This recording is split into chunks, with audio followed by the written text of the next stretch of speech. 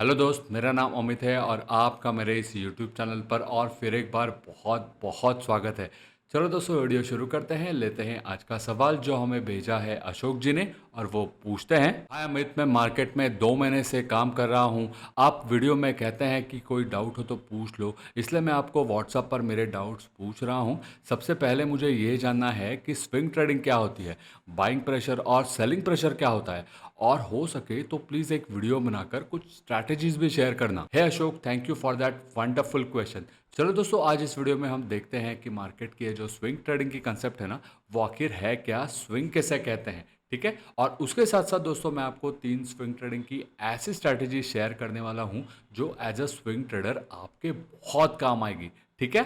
चलो शुरू करते हैं। देखो दोस्त, मार्केट कभी एक स्ट्रेट लाइन में आगे नहीं बढ़ता, वो आगे बढ़ता है समुंदर की लहरों की तरह। इसीलिए दोस्त, मार्केट की जो वेव्स होती है ना, उन्हें वेव स्ट्रक्चर भी कहा जाता है। देखो दोस्त, समुंदर में लहरें नहीं, धीरे धीरे आगे बढ़ती है, किनारे पे आके वो वापस लौट जाती है, फिर दूसरी लहर आती है, किनारे पे टकरा के वो लौट जाती है, फिर तीसरी, चौथी, पांचवी, एक के बाद एक लहर समुद्र के किनारे पे आके वापस लौट जाती है। मार्केट का ये जो स्ट्रक्चर होता है ना दोस्त, वो कुछ कुछ ऐसा ही होता है। और मार्केट की ये जो वेव्स होती है ना, कुछ ऊपर जा रही है, कुछ नीचे आ रही है, फिर ऊपर जा रही है, फिर नीचे आ रही है, इन सारे मूव्स को, इन सारे वेव्स को कहा जाता है स्विंग्स, ठीक है। समुंदर में जैसे लहरें धीरे धीरे आगे बढ़ती है, समुंदर उसे पीछे से पुश कर रहा होता है। चार्ट पर ये जो तेजी वाली मूव्स है ना, जो ये ऊपर की तरफ जा रही है, यहाँ पर ना दोस्त, बायर्स काफ़ी ज़्यादा एक्साइटेड होते हैं।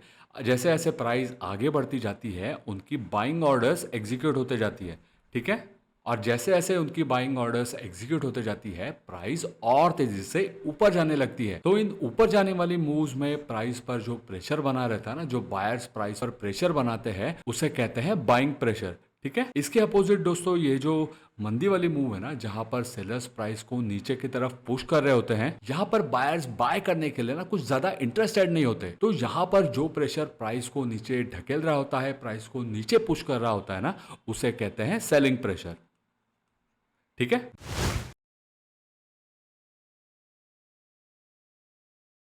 देखो दोस्त, जैसे जैसे प्राइस ऊपर जाती है ना, वहां पर बाइंग प्रेशर ज्यादा होता है और सेलिंग प्रेशर कम होता है। और जैसे ही प्राइस नीचे गिरने लगती है ना, वहां पे सेलिंग प्रेशर ज्यादा होता है और बाइंग प्रेशर कम होता है। और जैसे ही सपोर्ट पे प्राइस एक रिवर्सल देती है ना दोस्त, तो यहाँ पर धीरे धीरे प्राइस पर बाइंग प्रेशर बढ़ने लगता है और सेलिंग प्रेशर कम हो जाता है।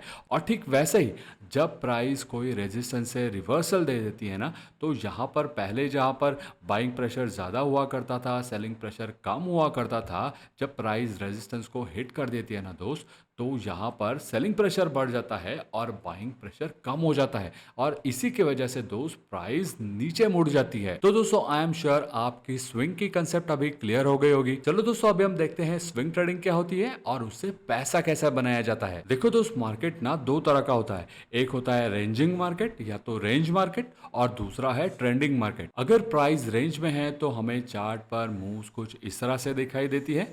देखो, ऊपर एक रेजिस्टेंस है और नीचे प्राइस को सपोर्ट है, ठीक है। इस रेंज में प्राइस फंस चुकी है और यहाँ पे ये जो सारे मूव्स हम देख रहे हैं ना दोस्त, इन्हें कहते हैं स्विंग्स। और अगर मार्केट ट्रेंड में है, जहां पर यूजुअली हमें हायर हाई और हायर लो का फॉर्मेशन मिल जाता है, पहले वाले हाई को प्राइस इजीली क्रॉस कर जाती है, और ये जो लोज होते हैं ना, मतलब ये जो रिवर्सल है, वो पहले वाले रिवर्सल से ऊपर होता है। तो यहाँ पर भी ये जो मूव्स हमें चार्ट पर मिल जाती है ना दोस्त, इन्हें भी कहते हैं स्विंग्स। तो दोस्त, एज अ स्विंग ट्रेडर हमारा जॉब बस यही है कि जब प्राइस बॉटम पे आए, मतलब जब प्राइस सपोर्ट पे आए, तब वहां पे हमें बाय करना है। और जैसे ही प्राइस ऊपर शूट हो जाती है ना, तो वहां से हमें ट्रेड से बाहर निकलना है। अभी मान लो दोस्त, मार्केट अभी एक रेंज में है और यहाँ पर हमें स्विंग ट्रेडिंग करनी है। मान लो दोस्त, हमने यहाँ पर नीचे सपोर्ट पे बाय किया है, बिल्कुल यहाँ पर बाय तो कर लिया, पर अभी सवाल ये उठता है कि हम अपने स्टॉक को बेचे कहां पे, राइट। देखो दोस्त, मैंने आपको पहले ही बताया है कि ये जो तेजी वाली मूव होती है, जब प्राइस ऊपर बढ़ रही होती है, तब यहाँ पर बाइंग प्रेशर ज्यादा होता है और सेलिंग प्रेशर कम हो जाता है। पर जब प्राइस इस रेजिस्टेंस को हिट कर देती है ना,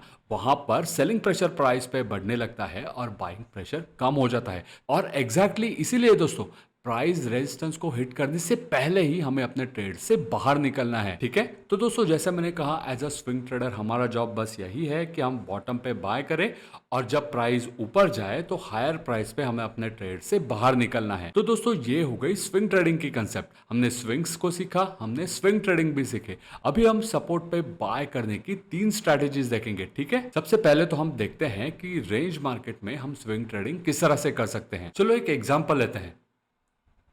आप देख सकते हो कि किस तरह से प्राइस अभी इस रेंज में फंस चुकी है। ठीक है, चलो अभी चार्ट पर मैं एक इंडिकेटर डाल देता हूं। आरएसआई रिलेटिव स्ट्रेंथ इंडेक्स, यहां पर हम डिफॉल्ट सेटिंग ही यूज कर रहे हैं। 14 की लेंथ है। ठीक है, ये ऊपर की लाइन है, ये नीचे की लाइन है।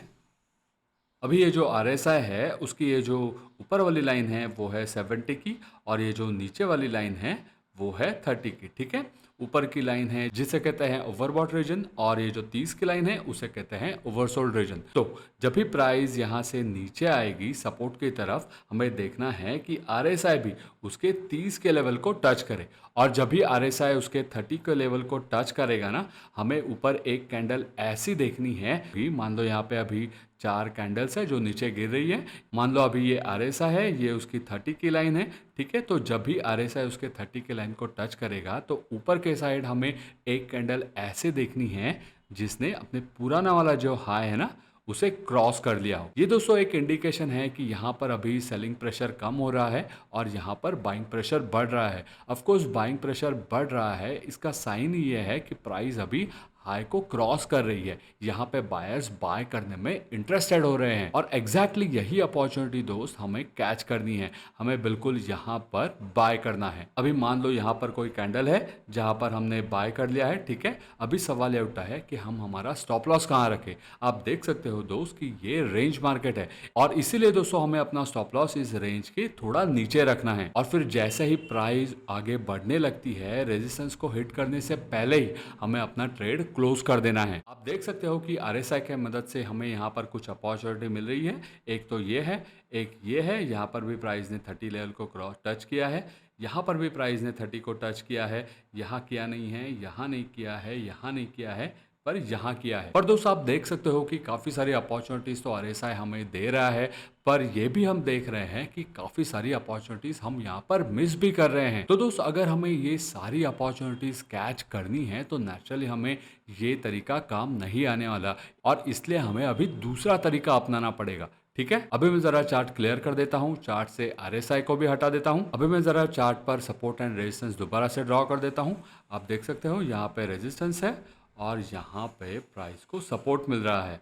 तो दोस्त ये दूसरे तरीके में हमें क्या करना है कि जब भी प्राइस इस सपोर्ट पे आ रही होगी ना, तो हमें इन हाइस को ज्वाइन करके कुछ इस तरह से एक लाइन ड्रॉ करनी है जिसे टेक्निकल लैंग्वेज में कहते हैं ट्रेंड लाइन।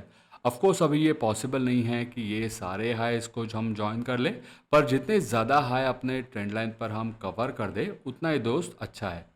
ठीक है, कुछ इस तरह से। तो जैसे ही प्राइस धीरे धीरे अपने सपोर्ट की तरफ आने लगती है, ऊपर से ट्रेंड लाइन प्राइस को नीचे ढकेल रही होती है, पर जैसे ही प्राइस सपोर्ट को टच करके इस ट्रेंड लाइन को ब्रेक करके ऊपर जाएगी ना दोस्त, एग्जैक्टली वहीं पे हम अपनी बाइंग करेंगे। ठीक है, आप यहाँ पर भी देख सकते हो जैसे ही प्राइस ने यहाँ पर ट्रेंड लाइन को ऊपर के साइड क्रॉस किया है, हमारी बाइंग हो गई।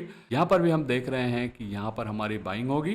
ठीक है, प्राइस ने इस ट्रेंड लाइन को यहाँ पर क्रॉस किया है, हमारी बाइंग यहाँ पर होगी। आप देख सकते हो ये भी एक रिवर्सल है। जहाँ पर भी हम हाई को ज्वाइन करके एक लाइन ड्रॉ करें ना, तो यहाँ पर भी जहाँ प्राइस इस ट्रेंड लाइन को ब्रेक करके ऊपर आ रही है, एग्जैक्टली वहीं पर हमारी बाइंग होगी। ठीक इसी तरह से दोस्तों अगर हम शॉर्ट सेलर है और रेजिस्टेंस पे शॉर्ट करना चाहते हैं तो हम इन लोज को ज्वाइन करके एक ट्रेंड लाइन ड्रॉ करेंगे। ठीक है, कुछ इस तरह से इस ट्रेंड लाइन को ब्रेक करके नीचे आएगी ना, वहां पे हम अपनी शॉर्ट सेलिंग करेंगे। ठीक है, यहाँ पर एक मौका है, यहाँ पर भी एक मौका बन सकता है। देखो दोस्त ये स्ट्रैटेजी बहुत सिंपल है, पर यहाँ पर हमें दो बातों पे ध्यान देना है। सबसे पहले तो दोस्त हमें ये याद रखना है कि हमारा स्टॉप लॉस, मान लो अभी मैं यहाँ पर बाय कर रहा हूँ, ठीक है, तो यहाँ पर हमें अपना स्टॉप लॉस इस रेंज के थोड़ा नीचे रखना है, थोड़े दूरी पे रखना है। वैसे अगर शॉर्ट सेल कर रहा हूँ मैं, तो यहाँ पर मेरा स्टॉप लॉस इस रेंज से थोड़ी दूरी पर होगा। रेंजिंग मार्केट का नेचर दोस्तों ऐसा होता है ना कि यहाँ पर प्राइस इजीली अपने लोस को क्रॉस कर लेती है। देखो दोस्त, मैंने आपको पहले ही बताया है कि ये रेंज मार्केट है। यहाँ पर बायर्स जितने एक्टिव होते हैं ना, उतने ही यहाँ पर सेलर्स भी एक्टिव होते हैं। इसलिए दोस्त कोशिश करना कि स्टॉप लॉस को रेंज के बिल्कुल नीचे नहीं रखकर थोड़ा दूरी पर रखो, ठीक है। दूसरा पॉइंट दोस्तों ना क्वांटिटी रिलेटेड है, ठीक है।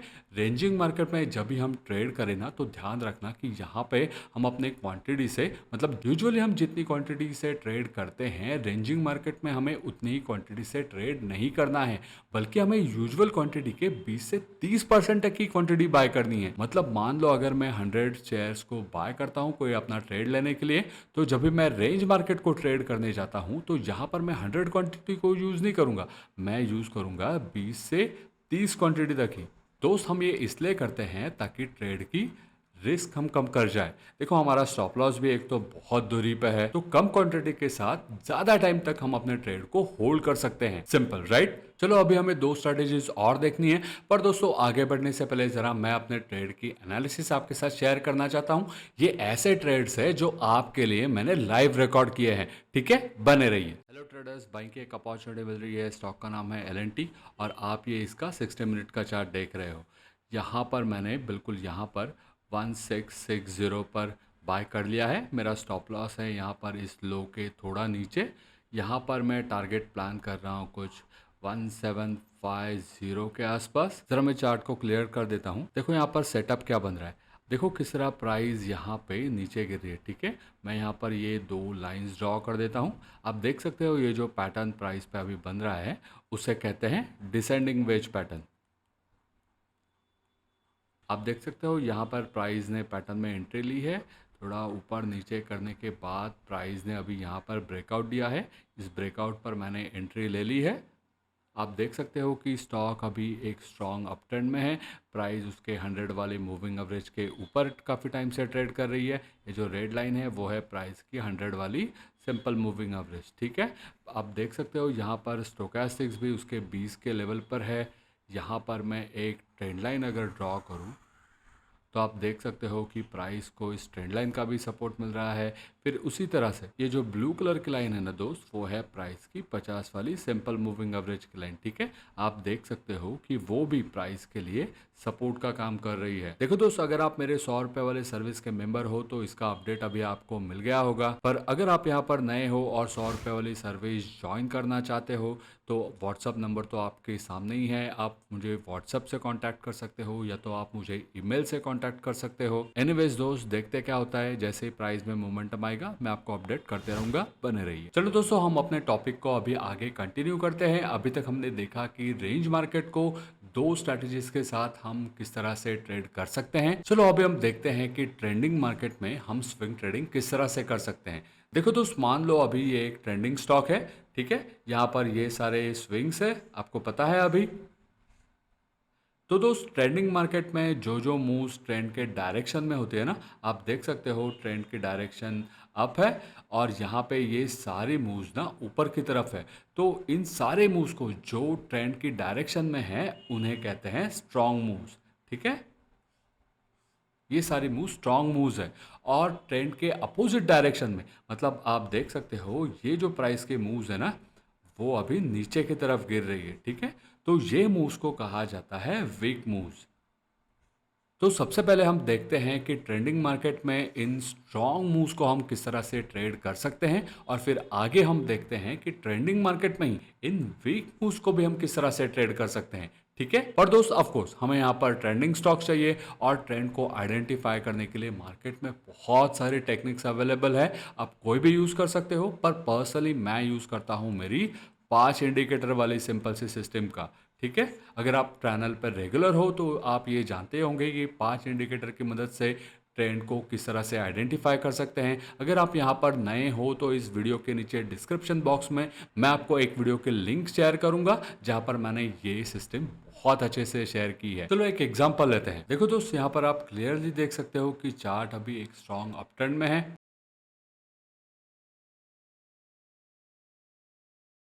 मैंने यहाँ पर एक 50 वाला सिंपल मूविंग एवरेज ऐड कर दिया है, ठीक है, सिंपल वाला मूविंग एवरेज है ये। देखो तो जब मार्केट रेंज में होता है ना तो सपोर्ट को आइडेंटिफाई करना, सपोर्ट को ढूंढना बहुत इजी होता है। पर जब मार्केट ट्रेंड में होता है ना तो मूविंग एवरेजेस प्राइस के लिए सपोर्ट का काम करते हैं। अभी सवाल यहाँ पर ये आता है कि कौन सा मूविंग एवरेज हमें यूज करना चाहिए, 10 वाला है, 20 वाला है, 50 वाला है, 100 वाला है। देखो दोस्तों, नॉर्मली 20, 50 और 100 ये जो बड़े वाले मूविंग एवरेजेस है ना, ये तीनों हमें चार्ट पर डालने हैं और ये देखना है कि कौन सा मूविंग एवरेज प्राइस के लिए सपोर्ट का काम कर रहा है। मतलब कौन से मूविंग एवरेज का सपोर्ट लेके प्राइस ने बहुत बार ऊपर रिवर्सल लिया है, और फिर जैसे ही हमें वो वाला मूविंग एवरेज मिल जाएगा जहां पर प्राइस के ज्यादा टचेस है, वो वाला मूविंग एवरेज हमें यूज करना है। फिर बाकी के दो मूविंग एवरेज वहां से निकाल देने हैं। ठीक है, मैंने यहाँ पर सिर्फ 50 वाला मूविंग एवरेज यूज किया है क्योंकि 50 वाले मूविंग एवरेज पे मुझे यहाँ पे ज्यादा टचेस मिल रहे थे। आप यहाँ पर देख सकते हो कि जब जब प्राइस इस मूविंग एवरेज के नजदीक आई है ना,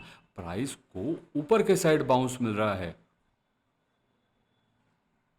और दोस्त इतना याद रखना कि भले ही हम अप ट्रेंड में ट्रेड कर रहे हो, पर चार्ट पर हमें कहीं भी बाय नहीं करना है। हमें तब तक पेशेंस रखना है जब तक प्राइस अपने मूविंग एवरेज के नजदीक ना आए, और फिर जैसे ही प्राइस अपने मूविंग एवरेज के नजदीक आते हैं ना, वहां पर हमें बाइंग की अपॉर्चुनिटीज ढूंढनी है। यहाँ पर बाय करने के लिए दोस्त हम कैंडलस्टिक पैटर्न्स यूज कर सकते हैं, फिर वो बुलिश एनगल्फिंग हो, या तो इनसाइड बार हो, या तो आउटसाइड बार हो, या तो हैमर पैटर्न हो, या तो आप यहाँ पर प्राइस पैटर्न भी यूज कर सकते हो। आपने मेरे ट्रेड के एनालिसिस में देखा ही होगा कि नॉर्मली मैं यहाँ पर प्राइस पैटर्न को ट्रेड करता हूँ। आप यहाँ पर स्टोकेस्टिक्स, आरएसआई जैसे ऑसिलेटर्स को भी यूज कर सकते हो। हमने अपने पहले वाले स्ट्रेटेजी में ये देखा है कि आरएसआई का यूज करके हम अपने ट्रेड को किस तरह से बाय कर सकते हैं। तो दोस्त वो स्ट्रैटेजी भी हम एज इट इज यहाँ पर अप्लाई कर सकते हैं, तो उसे मैं अभी यहाँ पर रिपीट नहीं करता। ठीक है, तो दोस्त इस तरह से जब प्राइस मूविंग एवरेज के नजदीक आती है ना, तो बाइंग करने के पास हमारे पास बहुत सारे ऑप्शंस अवेलेबल होते हैं। तो दोस्त ये हो गई ट्रेंडिंग मार्केट में स्ट्रॉन्ग मूव को ट्रेड करने की तकनीक। ठीक है, अभी हम देखेंगे कि इस ट्रेंडिंग मार्केट में ही इस वीक मूव को हम किस तरह से ट्रेड कर सकते हैं। देखो दोस्त, ट्रेंडिंग मार्केट के वीक वेव को कैच करने की स्ट्रेटेजी का नाम है catching the counter trend swing. ये थोड़ी एग्रेसिव मेथड है, पर उसके साथ ये बहुत ज्यादा रिवॉर्डिंग भी हो सकती है। देखो दोस्त, ट्रेंडिंग मार्केट में ना सारी मूव्स एक जैसे नहीं होती। ठीक है, कुछ मूव्स बहुत स्ट्रांग होती है, ये तो हमने देख लिया है, और कुछ मूव्स वीक होती है। ठीक है, तो यहाँ पर हम इन वीक मूव्स को ट्रेड करने की बात कर रहे हैं। ठीक है, पर दोस्त हमें यहाँ पर ये बात ध्यान में रखनी होगी कि यहाँ पर ये मूव कभी भी ऊपर के साइड रिवर्स हो सकती है। चलो एक एग्जांपल लेते हैं। देखो दोस्त, ये वही चार्ट है। अब अगर यहाँ पे ध्यान दोगे ना, तो देखो क्या हो रहा है। प्राइस ने यहाँ पर ये 2400 की लेवल है।